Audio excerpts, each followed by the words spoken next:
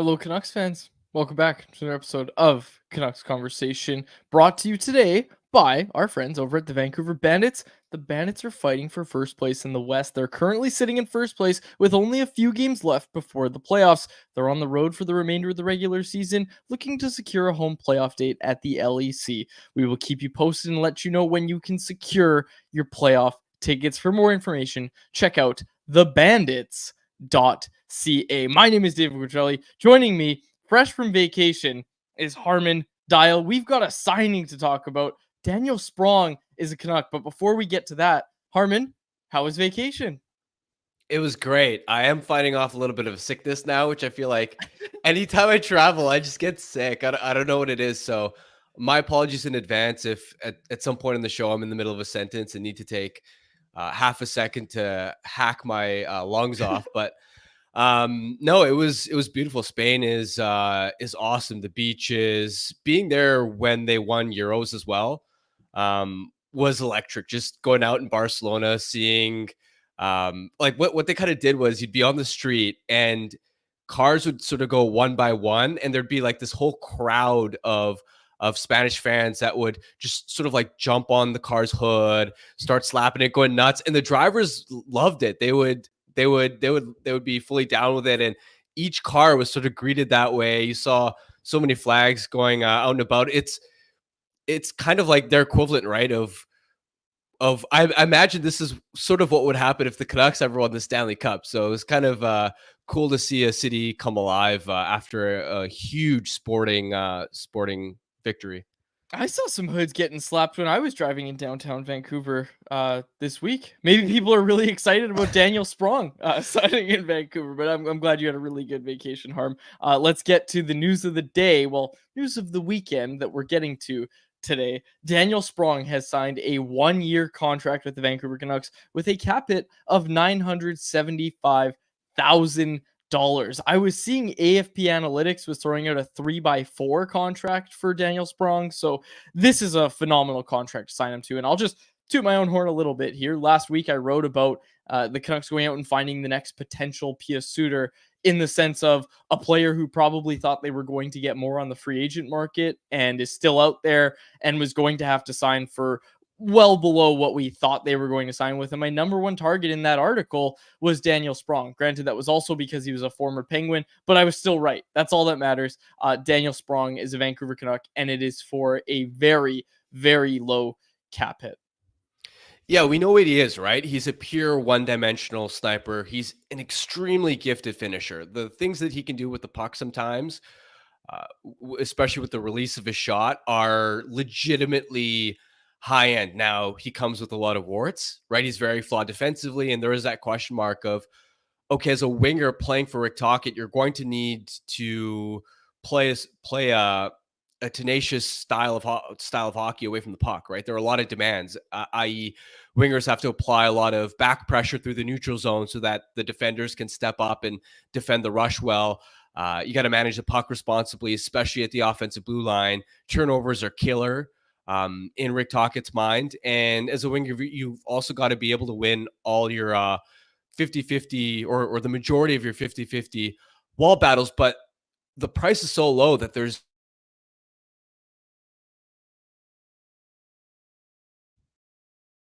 Did we lose Harmon? doesn't fit with this team at all.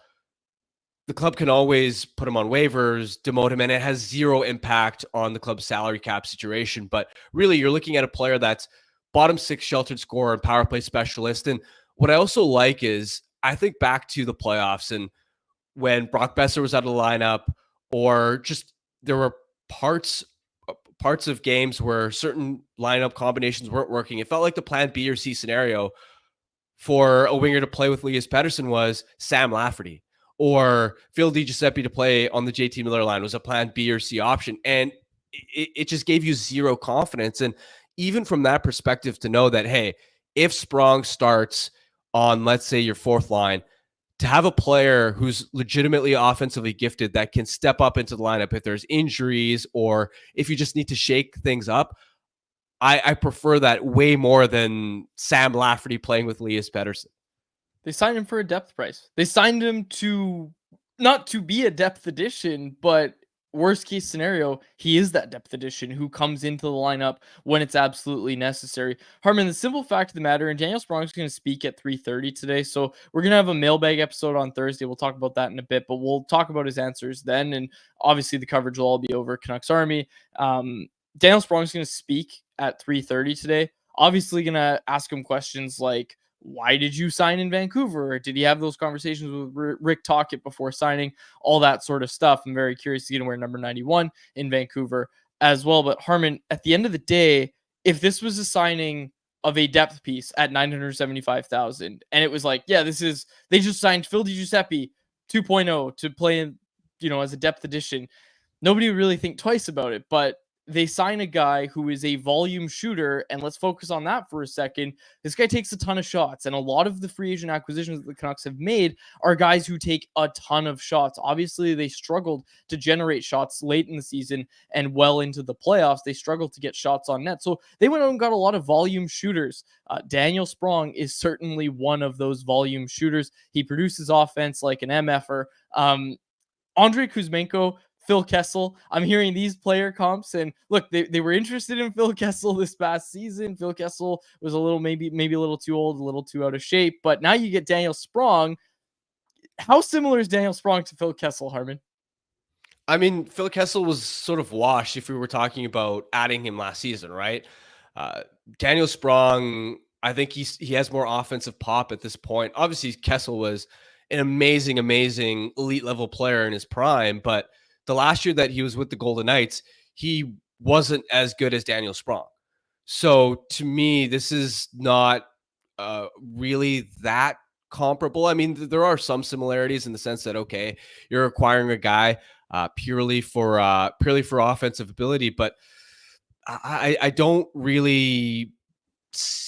I don't lump Kessel in with the whole Sprong discussion, just because Kessel also, at the point that the Canucks were considering adding him, he hadn't played in several months. Yep. And he was just age wise at the back nine stage of his career. No NHL team wanted him, right? Whereas I imagine with Sprong, yeah, he didn't get a contract until this point, but if it wasn't the Canucks, I bet some other team would have stepped up at a similar price.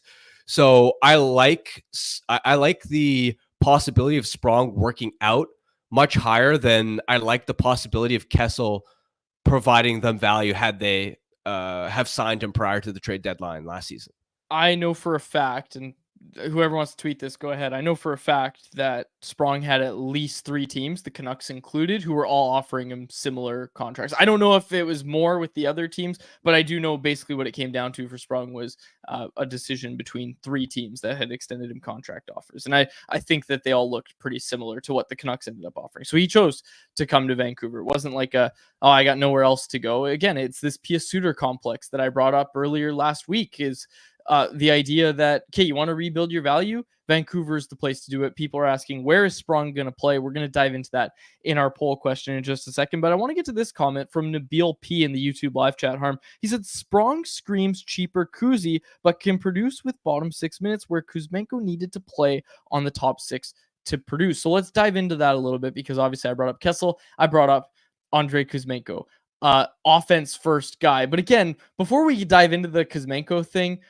the simple fact of the matter is it matters a lot less if your guy is being paid 975,000 and can only do offensive things, whereas Kuzmenko is being paid 5.5 million. That's why it was a problem for the Canucks, right? Like that's why it became a problem for the Canucks, one that they had to offload when they made the trade for Elias Lindholm. Like that's why Andrei Kuzmenko became a problem. It was his cap hit. If Andrei Kuzmenko was paid 975,000 and he didn't play defense, which he doesn't, you probably wouldn't have heard as much about it. Yeah, he would have been in the press box. Yeah, whatever. But you can't have that much inefficient money sitting in the press box. If Daniel Sprong sits in the press box for a game or two, it's not like a huge story in the market, right? Like it's just okay.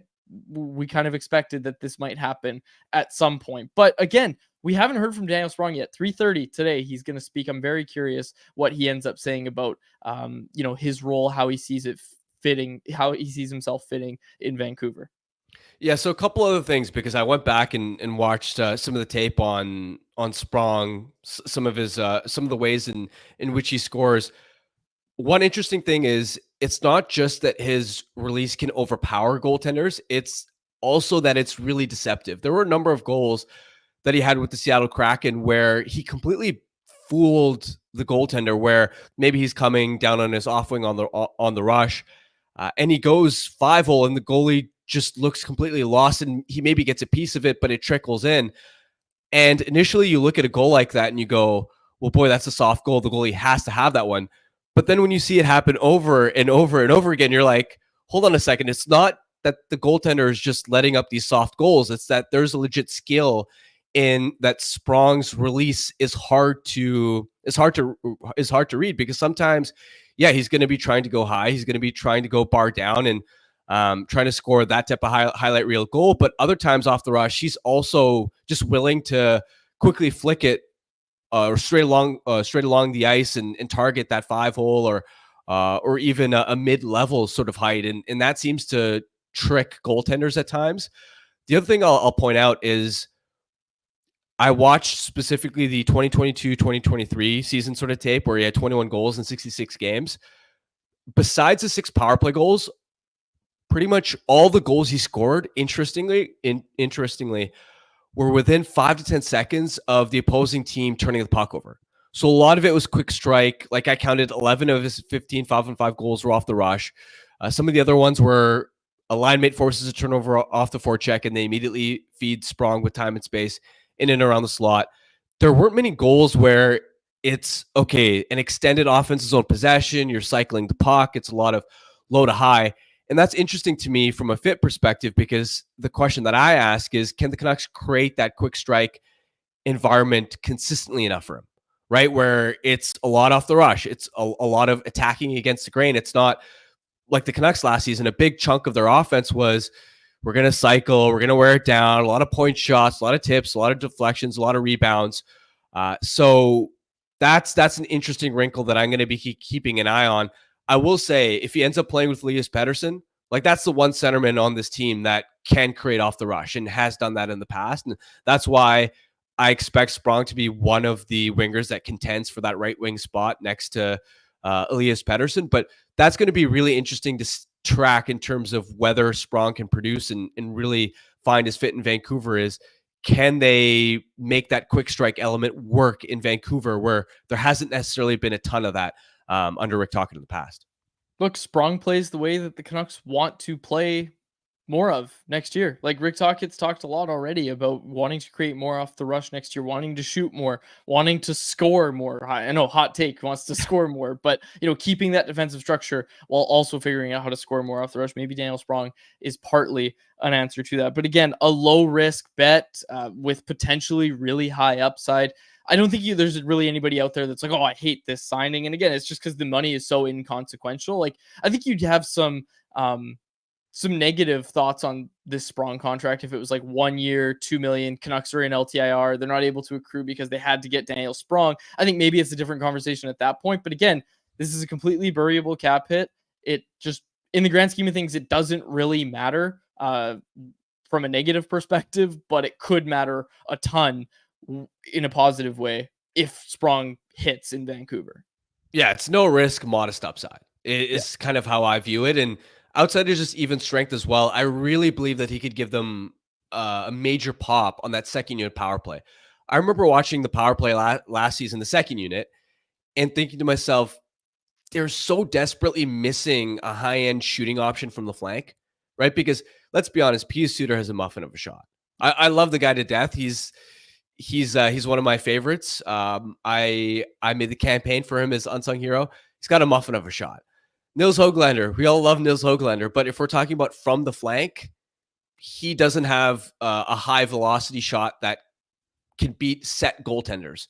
Ilya Mikheyev saw a lot of time from the flank on the second unit power play. Why? I don't know, but we all know he's got the greatest muffin of all time from this Canucks team last year. So it's just, and that's why so often that second unit power play would have to just pass it around, and then it's okay. We're gonna send it back to Hronek at the point for a shot because he's got the hardest one. But you're shooting from so far that it's hard to score that way on the man advantage. So Sprong has a shot that you can build your second unit power play around. He operates from the left half wall, and he's got both a quick catch and release shot, and he can also hammer one-timers. So I really think that could give the second unit a boost, because when we talk about the club's overall power play struggles, I think one of the things that maybe got overlooked a little bit is that the second unit barely ever produced. And when you think about the Canucks' best season as a power play unit, I believe, was the 2019-20 campaign, the first time they made it back into the playoffs after a long time, the first year of JT Miller, Tyler Myers. That second unit chipped in with, I think it was like 18 or 20 goals over the course of the season. They got a ton of production, and a lot of it was Adam Gaudette and Tanner Pearson. They're providing finishing talent. You looked at the numbers this past season, and Vancouver's second unit, even relative to other power plays where the second unit didn't get a lot of ice time, still underperformed a lot, because one of the biggest sort of counter arguments to the point of, oh, well, the second unit doesn't produce is, well, they don't get a lot of ice time. But you would look at like Florida's second unit, Edmonton's second unit, a lot of these other second units around the league that don't get a lot of ice time, even they'd produce a lot more. So I really expect Sprong to give them a boost there as well. That's why you're the second unit. That's the job. The job is to produce in limited minutes. If you were better at hockey, you would be the first unit. Like, that's the whole point of the second unit. So I'm glad you brought that up. The idea of, they don't have a ton of ice time. Because for years, for years, it's felt like the second unit has basically just been the island of misfit toys. Like, Teddy Bluger was a regular on the second power play unit. Hey, again, love me some Teddy Bluger, but probably not the best option on your second power play unit. It goes back. I'll bring up an old Chris Faber take that I will go to my grave defending, because it's absolutely correct. You don't need a center on your second power play unit. You just don't need one. You're not going to ice the puck. Like, if you ice the puck, what are you doing? You shouldn't be on the ice at all if you're icing the puck with a power play.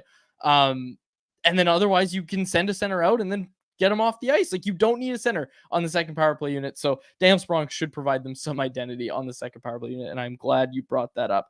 Let's get to our conversation about where Sprong's going to play. It kind of segues perfectly into our poll question. But before we do that, I want to tell you about another one of our sponsors, and that would be 4 Winds Brewing. More specifically, Juxtapose. Looking for something hoppy for your fridge? We recommend you check out the 4 Winds Juxtapose IPA, a 2-time silver medal winner at the World Beer Cup. This juicy IPA is tropical and funky at the same time. Available at liquor stores across the province or for home delivery anywhere in BC through the online shop at 4windsbrewing.ca. Locally owned and operated in Delta, British Columbia. Be sure to go check them out. Like I said, 4windsbrewing.ca. All right, Harmon. Big question on everybody's mind. Hey, I'm sorry. I don't often nail the poll questions. I nailed this poll question. I texted it to you. You responded and said fire. And I have to agree that this poll question is fire. Let's get to today's poll question, which is brought to you by our friends over at Bet365. Today, we're asking you, which center will Daniel Sprong spend the most time with this upcoming season? JT Miller, Elias Pettersson, Pia Suter, or Teddy Bluger? We're assuming those are going to be the 4 centers for the Vancouver Canucks. And you can kind of pace them out like that. JT Miller's your first line center, Elias Pettersson second line center, Pia Suter third, Teddy Bluger fourth. Harmon, the majority of voters right now, 41% to be exact, say Pia Suter is going to be the center that Daniel Sprong spends the most time with this season. 34% say Elias Pettersson, 8% say JT Miller, and 16.2% say Teddy Bluger down there on the 4th line. Harmon, I think the voters got it right here. I think there's a chance he plays with Elias Pettersson, but he's going to play in the top 9. The only other right shot guys in the top 9 right now are Connor Garland and Brock Boeser. And if you think about it, the Garland line is basically set as your 3rd line, with probably Suter as the center on that line. So maybe the answer is actually Elias Pettersson here. Well, the first thought that comes to my mind is whichever bottom 6 center doesn't play with Connor Garland, right? And that's sort of what we're going to have to see in training camp too, is I think Suter can be a more offensive version of Teddy Bluger in terms of the fit with Garland and Joshua, building that chemistry, because again, Suter, Garland, Joshua, limited sample. I think it was about 10 games before Suter got hurt, but they were clicking, putting up dominant underlying numbers. And then it's that injury which led to Bluger being promoted into that spot and them developing tremendous chemistry as a trio. We'll see in training camp. Is it Suter? Is it Bluger that sort of ends that or earns that quote unquote third line opportunity with Connor Garland? And then that sort of leftover, I would imagine Sprong is in contention for a right wing role there. Now, I also expect that he'll get like put it this way. I expect Sprong to be a piece that moves up and down the lineup. When we look at his like natural stature page and we're looking at sorting 5-on-5 most common line mates, I don't expect there to be like one centerman that stands out with like 700 5-on-5 minutes shared with Daniel Sprong and then a colossal drop off. Like I expect it to be pretty close in terms of the number one center that Sprong spent the most time with and the number two center that he spent the most time with. So I would expect some type of split where number one is the bottom six center that doesn't play with Connor Garland, and then number two being Elias Pettersson. That's kind of what comes to mind for me because we know Miller and Boeser are sort of a match. They're unlikely that Sprong gets much opportunity there. And then that right wing spot next to Pettersson, it's not just Sprong vying for that, right? It's Nils Höglander. It's who knows if Kiefer Sherwood really pops off? Is he a player, especially when it comes to defensive situations when the Canucks are trying to hold a lead and you want maybe a guy with more speed and defensive responsibility? Is he a guy that maybe gets a spot duty with Pettersson as well? So for those reasons, I expect it to sort of be a split with Sprong spending a little bit more time in the bottom six than he does in the top six, just because of his track record in Detroit and Seattle, where he didn't really earn the coach's trust to be a consistent top six presence. That was our poll question. It was brought to you by Bet365, a proud partner of Canucks Conversation. Open an account with Bet365 today and bet on a huge range of markets, whatever the sport, whatever the moment. It's never ordinary at Bet365. Be sure to use code VANBONUS when you sign up for an account. Harmon, I'll tell you now, it's July 22nd. That Daniel Sprong, Nils Höglander, and Elias Pettersson line is going to go hard as soon as Jake DeBrusk starts playing better with JT Miller and he's taken away from Elias Pettersson. I'm throwing it out there now. That's going to be a line we see is Daniel Sprong, Nils Höglander, and Elias Pettersson. That's going to be a line at some point. Book it. Take it to the bank. Do what you got to do as we see the line combinations here from Daily Faceoff. Harmon, I alluded to it earlier. We're going to do a mailbag episode on Thursday, so we'll put out a tweet on Tuesday. I'm taking the day off Wednesday. I'm taking a vacation day. I'm going down to Seattle to watch the Mariners game. So Tuesday, we'll put out a tweet calling for questions for the mailbag, and then Thursday, you and I will be back at the Wall Center, and we will do a mailbag episode of Canucks Conversation. I think one of the questions that we're going to get and that we're going to answer, Harmon, is what do your line combinations look like? We'll save it for now because it's hard because there's a bunch of different combinations that you could come up with. But right now over at Daily Faceoff, they've kind of listed it out. They've got Nils Höglander with JT Miller, Brock Boeser, Jake DeBrusk, Elias Pettersson, Daniel Sprong, Dakota Joshua, Teddy Bluger, Connor Garland, and then Denton Heinen, Pius Suter, and Kiefer Sherwood down there on the fourth line. I disagree with some of these, but I'll be interested to see what ends up happening. Before we get to anyone else, Harm, I want to ask you one question. I know it's kind of maybe it's one that requires a little extra thought, but I think it's probably crossed your mind. As soon as I saw the signing, I immediately thought, okay, who gets moved? And I saw people throwing out Nils Höglander and saying, okay, if you can move Nils Höglander for who's the Nils Höglander version on defense, right? If you can go out and trade for that guy, do you do it? Do you go out and get some defensive help? Do you go out and get that puck moving depth defenseman that we've been talking about? Do you go get a top four guy that you're really comfortable with? And then all of a sudden you're able to bump Myers down to the third pairing and you've got Desharnais and him switching out. What are you comfortable with when it comes to Nils Höglander? Do you think Nils Höglander is going to be moved? I'm going in with the expectation that he's still going to be with the team in training camp. This team needs a ton of forward depth because it doesn't matter how you map out the lines in July or August. There's always some type of wrench that's thrown into it injury wise, right? I mean, we'll talk about having this perfect top nine group, and then what have we seen in years past? Alex Chason in a top six role with Elias Pettersson during the stretch drive where you're desperately trying to make a last minute push back into the playoffs, right? Or I mean, in the playoffs last year, Game 7, you have Phil DiGiuseppe in a top six role, Ilya Mikheyev in a top 6 role. So Höglander, especially because of how cheap he is for next season, I'm not in any rush to be shopping him. Now, if another team calls me and has an attractive offer, whether that be for potentially a star level winger where it's like, okay, give us Höglander, give us some other futures. Maybe you listen. If it's for a defenseman that's really intriguing, you listen, obviously. But I'm not all of a sudden thinking I've got Daniel Sprong and Höglander is now expendable, because I'll also say this: Höglander, yes, we know he's had struggles at times earning ice time, but with his speed and his forechecking, he still gives you more away from the puck than Daniel Sprong.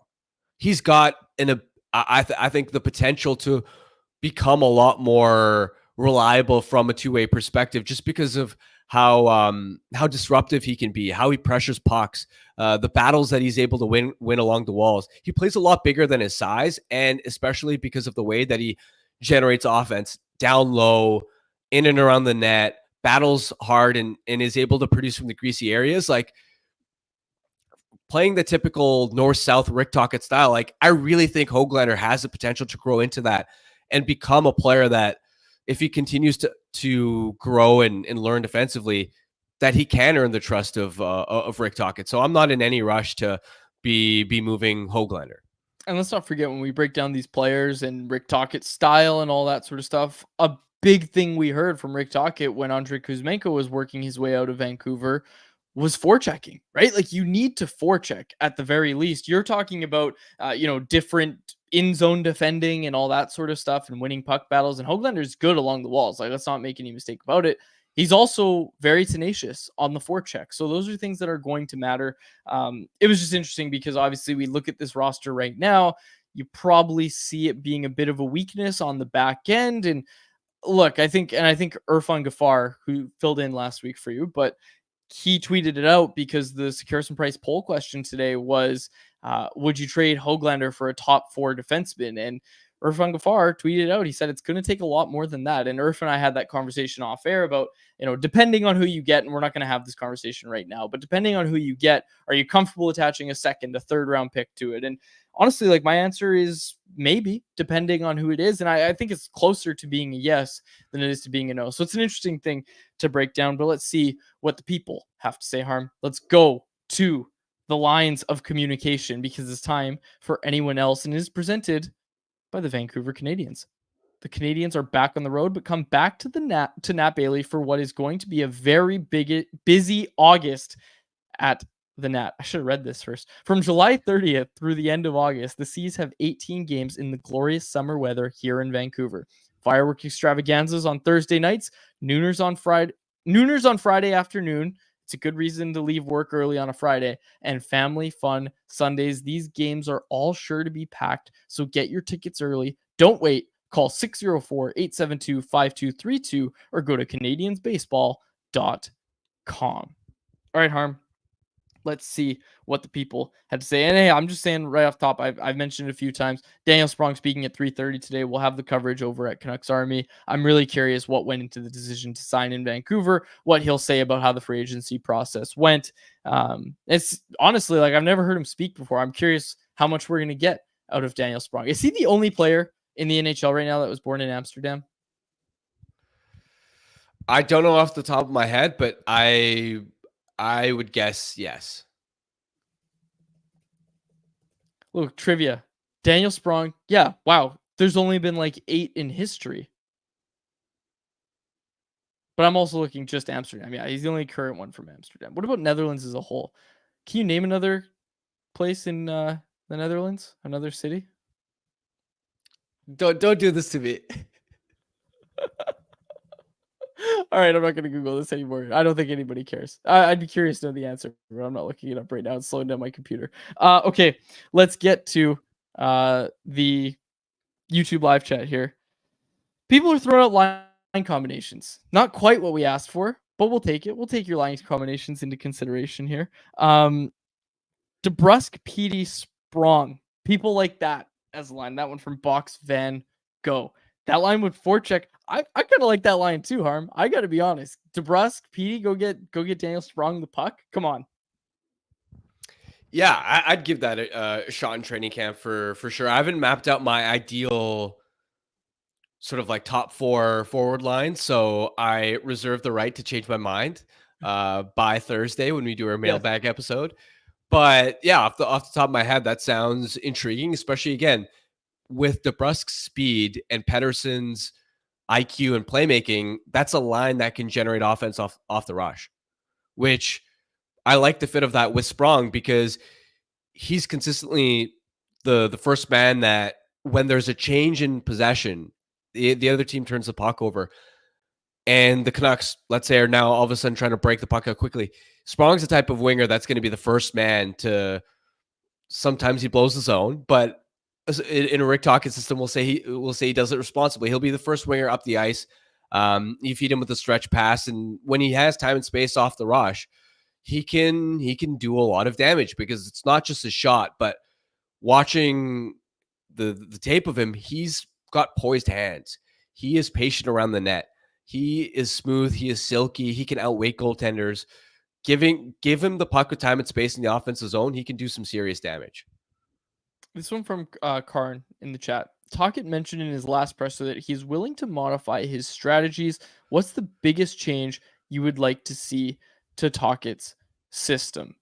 This is a really interesting one because when we break down a system, like what are we looking at? Like a system, quote unquote, really just comes down to a few things, right? Like the big thing that stands out is, okay, how do you forecheck in the system? How many forwards are in? Who's your F1? Who's your F2? Who's your F3? What are those ones doing? You don't need to, I mean, obviously, okay, now I'm going to get too technical, but obviously you can have defenseman pinch, you can have defenseman stay a bit back. I would say one thing that I really liked that the Canucks it felt like a shift that they made later in the season, and maybe I'm just wrong, but a shift that I think I noticed into the playoffs as well, especially against Edmonton, it felt like they did it really well, was the defensemen were coming up. Like if I can draw a quick, I mean, I guess I don't need to draw it, but the defensemen were coming up because when a team's breaking out the puck, right? Like you have to look at what systems other teams are playing. Most often, the center's going to swing low for a breakout. The wingers are going to go up the wall, right? Edmonton was doing that a ton. What the Canucks defensemen were doing a really good job of was immediately applying pressure on the Oilers wingers that were up the ice, or even if it was a center up the ice, because the Oilers system, they do have centers breaking out as well and going up the ice very quickly. So the Canucks defensemen were kind of meeting that pressure immediately. Like they weren't sitting back and letting the Oilers gain the zone. They were immediately going there. Now, obviously, the downside to that is it leaves you susceptible to get beat. It leaves you susceptible to odd man rushes. But I would just argue that when you have Thatcher Demko in net, you can be a little less stingy defensively when it comes to your play through the neutral zone. So I don't know. I'd like to see them. Obviously, everybody's going to say this, but I'd like to see them create more offense. But I also think that to some extent, they can give a little bit up defensively because they have Thatcher Demko in net. Whereas a team like LA, who plays really solid defensively, and they're like the epitome of defense first, they can't get away with much because their goaltending just isn't that good. I think the Canucks could get away with that a little bit more. So I'd like to see them, if I'm talking about changes, I'd like to see them kind of use that system that they used in the playoffs where defensemen were pinching at the red line. I'd really like to see them use that. I'd like to see just more offense. Like I'd like to see them continue to be a really hard forechecking team, but also maybe some more east-west through the neutral zone instead of just in forecheck. It's a little more east-west and creativity through the neutral zone. That's what I'd like to see. Well, to me, it's not so much X's and O's. It's how much of a green light and leash are you giving your players to try things, to be creative, to be dynamic? Because I think, pardon me, when Rick Tocchet initially came in, it was way too loose from the Bruce Boudreau era. Guys were trying to make home run plays when there was actually only a really low likelihood of that pass making it through, forcing things that weren't there. It was egregious. And so Tocchet in his first year back had to almost take it back and completely strip the player's freedom, right? And it was, you're not carrying the puck through the neutral zone and making offensive zone entries unless it's a really high percentage play. You're not going east-west. If you're a defenseman, unless you're Quinn Hughes, you're generally not stepping up and joining the rush. So it's sort of those areas from a mentality perspective where, okay, are you going to give your forwards more of a green light to actually try and enter the offensive zone with control, so that you're creating off the rush instead of gain the red line, dump it in every time? Or are you going to give players like Pedersen and some of your top six guys more freedom to try east-west passes so that you do get the opposing goaltender moving? Because again, that's something that Rick Tocchet really wanted to eliminate from the team's games, just because it was creating too much risk.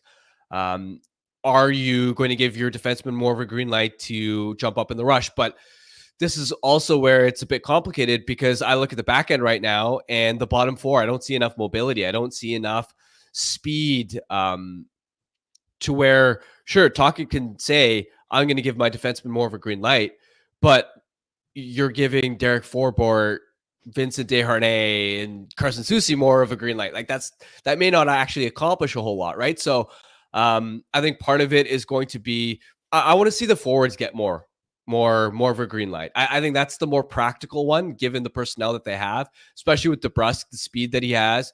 I'd like to see him be a player that can drive some offensive zone entries. And then if and when you make deadline acquisitions, to maybe acquire a defenseman with some speed, some puck moving upside, that's the type of player that can maybe give you more of an offensive spark joining the rush as well.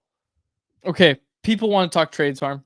That's the main question. And again, we're doing a mailbag episode Thursday, folks. So send your questions in on Twitter. We'll tweet it out. Both of us will retweet it from our personal accounts. It'll be out on the Canucks Army account as well. We'll pin it. We'll pin it as the Canucks Army pin tweet. Hopefully we get a ton of responses that we can actually think about and prepare answers for, because on the spot, sometimes anyone else gets a little bit difficult, especially when we're just reading the questions for the first time. But this is one from 7th Street Dream that I want to answer. He said, would you expect the Canucks to start talking with Boeser on an extension this summer when he's at peak value, or wait until the season is underway?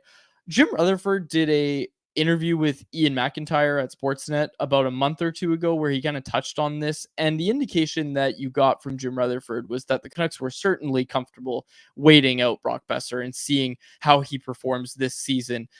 They're not trying to get anything done this offseason. And honestly, I think that's the right move. This was the best season of Brock Boeser's career we've ever seen, from a health perspective, from a production perspective, both things from a considerably wide margin. I wouldn't be rushing to sign him based on that production. I just don't think that's the best way to go about your business. That being said, if Brock Boeser does it again, it's probably going to cost a little bit more. But I think at that point, if he does it again, if he goes out and has another 40-goal season, 35, he's in that range. If he does it again and he's an integral part of your top six, your top line, really, then I think you're comfortable. You're fine paying Brock Boeser, whatever it's going to cost. And I don't want to say whatever it's going to cost, because maybe that number gets a little too high where you actually do have to walk away, and then it's a different conversation. But I think if we're looking at probabilities, the probabilities of Brock Boeser repeating that from a health perspective and a production standpoint are probably low. So I wouldn't be rushing to go negotiate with Brock Boeser right now. I agree. I think before training camp, I would maybe go to him and in a very preliminary sort of way, maybe open up some conversations. If he sounds really eager to get a deal done, then I'd maybe throw some below market value numbers at him to see, okay, does he want to take a discount to stay? But beyond that, if I'm going to have to pay market value prices to extend him now, then I'd rather just wait it out. Okay. Let's get to this question from Justin Bear. What defenseman do you see Vancouver trading for? Is there one out there? If there's a trade to be made, Harm, who is it for? I'll be honest, I haven't looked at the secondary market yet in terms of the trade side of it. I mean, on the free agent front, we know at this point names like Shillington and Justin Schultz, but on the trade market, I'd have to really sort of dig deep into it. There aren't a ton of names that immediately sort of come to mind as like, oh, that's a really intriguing name on the trade market. Of course, there's bigger names like Erasmus Anderson, right? But that conversation, I'd be surprised if the Flames are dealing Rasmus Anderson at this point in the offseason, right? That's probably a conversation for closer to the trade deadline. Mateo C in the chat. Tell me I'm wrong. Wrong segment. Boeser is the most likely candidate to get traded to improve the back end. Trade high on Boeser. And Karin below said, I'm telling you that you are wrong. I don't know. I can't see them trading Boeser at this juncture. You're not going to score goals. Who's going to score goals? He was your only winger that scored 50 points last season. Also, can we just take a minute to think back to that tying goal that Brock Boeser scored against Nashville with seconds to go? Like, there's a world where the Canucks were eliminated in the first round, right? Like that was almost a possibility. That almost happened. And again, I know it would have gone to a game 7, but Brock Boeser put the Canucks on his back when it really mattered. And that's the thing, is like, it's great to score goals in the regular season, but the big question was, can Brock Boeser get it done in the playoffs? Yeah, he got it done in the playoffs. This isn't a guy you're trading right now. I'll just say as an aside, being in the building for that comeback, it's one of, in Nashville and Bridgestone, just to see the life being sucked out of that building, one of the coolest experiences of my career, honestly. That I'll remember that for as long as I live. Seriously. Yeah. Okay. I think that's it for the hockey questions. Harmon, can I ask, or I want to tell you something that I started doing over the break when you were gone. You know what I started doing? I started playing chess. I'm a chess guy now. Do you play chess? I played growing up a little bit. Okay, so that was like me. I played growing up a little bit. Hadn't played in years. I don't understand openings and all that sort of stuff. So I bought the Lego chess set. I'm not sure if you've seen this. They came out with a Lego chess set. Of course, you got the Lego version. So I built it because it was a great build. And now I play all the time. I have my buddies come over and we all play chess. And I'm starting to get decent. I'm starting to get pretty good. I'm playing online as well. And I'm turning into a chess guy. I'm starting to learn the game a little better, like strategies and everything. And it's fun. I like chess. It's fun. Are you going to start betting on yourself and playing for money now too? I could just imagine the progression here. No comment. Speaking of which, there's no odds. I feel like you could rig that, couldn't you? If it's online chess, couldn't you just, like, I don't know, have a program or some other website running in the background that can look at a chessboard and based off the computer can tell you the perfect move to make? Yes, but it's when you sign up, it says honor system. You can't do that. But if it's for money, well, it's for money. Yeah, okay. We're not gonna do money online. I don't know where you're getting this from. I don't think you can do that. Like, I don't think that's I don't know. Money online. I mean, people play poker online for money. Yeah, chess and poker are different things. Yeah, I know, but I was just imagining your progression. You sound like you're really into this. I feel like I'm watching the start of like a degenerate sort of like timeline here. Maybe I'm wrong. Maybe it's just the start of a really wholesome timeline. Maybe. Conversation is asking, what's your rating, Quads? I'm like in the 300s. I tanked immediately. I had to get down to my skill level. I'm starting to get better, but I'm starting to win some games. Like, I won like 6 of my last 7 games. I'm starting to get better, but my first games, there was a game I got checkmated in 3 moves, and I like studied how that. How is that possible? I'm not 3 moves. I'll share it on the show because so I'll share it on the show. You have to be white, okay? The white side. You have to be the white side is what I meant to say. The white piece. Damn it, dude! I can't win. Okay, here we go. So you have to have the first move, right? Because white goes first. You have the first move. You have to move the pawn to e4, which is the classic opening move from e6 to e4, right? Like, that's the classic opening move. That's the number 1 move that happens in a chess game, right? You move that. What that does is it opens up your queen and your bishop to move. Your queen goes up like 3 spaces diagonally to line up with the king. And basically, it only works if your opponent countered with the same pawn forward, if that makes sense, on E. They have to counter with the same move. And they also, so your first move goes to E4, your pawn, right? They have to counter with the exact same move, which is also a very common start. And then you have to move your queen up to the 3rd spot. And then you have to hope that your opponent doesn't notice what you're doing. Like I did. I moved my knight forward, and then he moved his bishop diagonally against my king. And sure enough, that was a checkmate because my king only had one spot to move, right? My king could only move one spot forward. So it was an immediate checkmate. So 3 moves, I was checkmated. I was like, how did he do that? So I try it every time I play. Every time I get the white pieces in a game, I try it every time, but it hasn't worked yet. I was the only one that's fallen for it as far as I can tell. That's funny. I would probably, I that would probably happen to me. Honestly, I'm glad that you told me the story now. So if I ever get back into chess, won't fall victim to it. It sounds like Conversation's pretty into chess because he's saying online programs will flag you if you play like a computer and you'll get banned. Yeah, and then Brimpy Schwingle in the chat said people have cheated in online chess and they've been caught, probably got away with it a few times, but it will get noticed. And also, here's the funny thing. You go to chess.com, right? Like that's where you play. I was using the coaching thing. You have to pay for coaching, so I don't do it anymore. I had a little like you get a free trial. So I tried that. But it tells you at the end of the game how many blunders and misses you had. And I was like playing games and losing, and it would be like 7 blunders, 8 misses. And I'm like, how am I missing this many things? Like, what am I missing? So now I'm trying to think like, okay, what's the right move? And I kind of learned there's like lessons that you can take, and it tells you like, okay, when you're in this situation, you should do this type thing. So I'm starting to win more games, and my number of blunders and misses is coming down too. So I'm getting better. But yeah, I was having quite a few blunders in the games I was playing. So I'm happy. Is there a time limit on how long before you have to make a move? Yeah, you get 10 minutes total in the game. Oh, total in the entire Yeah. game. You know how you watch tournaments? I've never watched the Queen's Gambit, but I've seen like people play chess. They have a clock right beside them, right? And you hit it, right? You hit it when you're done your move, and then it goes to your opponent and blah blah blah like that. That's how it works. And honestly, with my friends, I hope they're not listening to this.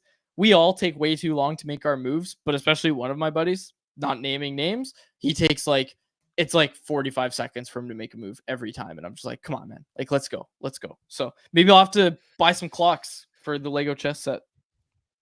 Yeah, that would be me. I was that guy that took too long because you know what it was. My dad would take even longer, and my dad was better than me growing up. Yeah. So it just trained me to like. My dad would take sometimes like 5 minutes before making a move, and he would beat me every time. So it just created a bad habit where I'm like analyzing every possibility. And anyway, I play chess on vibes. No surprises there. Karn, okay, chess talk might be worse than baseball talk. All right, you said it, Karn. We'll stop the chess talk. We'll stop anyone else. Remember, folks, mailbag episode on Thursday. We're really looking forward to it. Look out for that tweet all over the Twitters.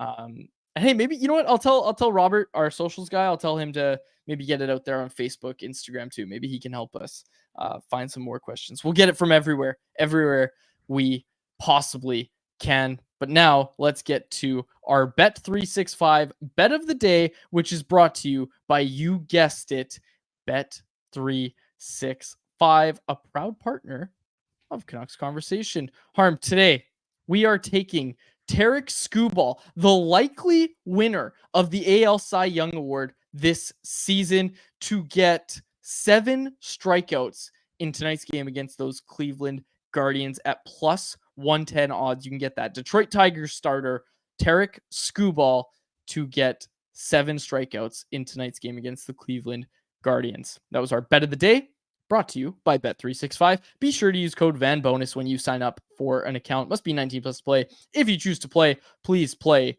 responsibly. Harmon, thanks so much for joining today. I'm excited to do the mailbag with you on Thursday. Glad to have you back. But we will sign off from there.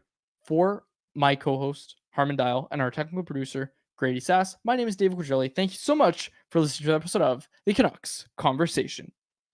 Canucks Conversation is live Monday through Friday, every weekday at 2 p.m. over on the Canucks Army YouTube channel. Make sure you like, subscribe, and interact in the YouTube live chat every day with us, folks.